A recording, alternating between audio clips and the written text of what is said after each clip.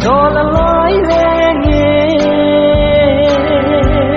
lung xiết dễ in cả ghen thấy ngày lút ra linh cả cá tí gì lung túc môi số điên vang như mê lôm tập ô cầm răng hạt bế in này và thả in lặng nan lui ken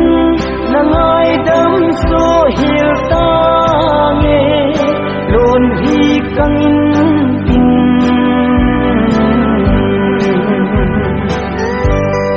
lên nan ha buồn đâm vai đâm ra hồn ta nghe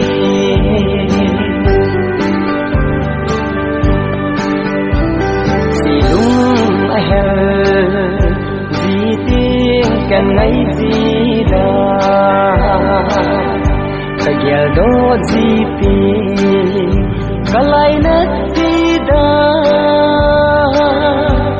đi đâm lại đâm na na cái thua dấu tập vội cái thua kim ta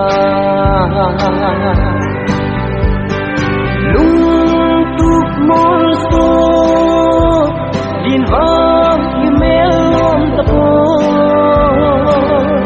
cầm răng hạt bế in này và thả in lặng chú đi nan lui ken nang ai đắm số hiểu ta nghe luôn vì căng in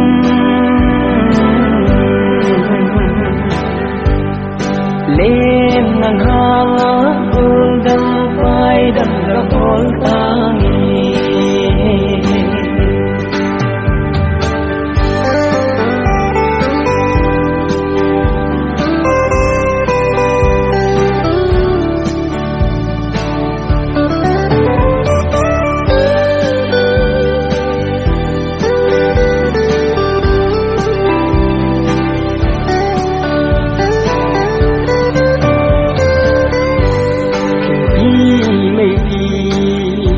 azime itung kim thu lungin dolo ta san dâu ta lo lung lai sông băng namun thấy cô nắng mấy lên phu cả dâu dâu cô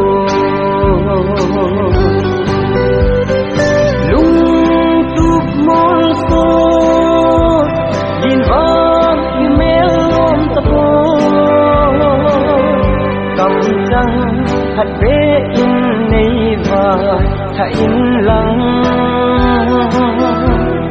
chú đi nan lui ken nang ai đắm số hiểu ta nghe luôn vì căng in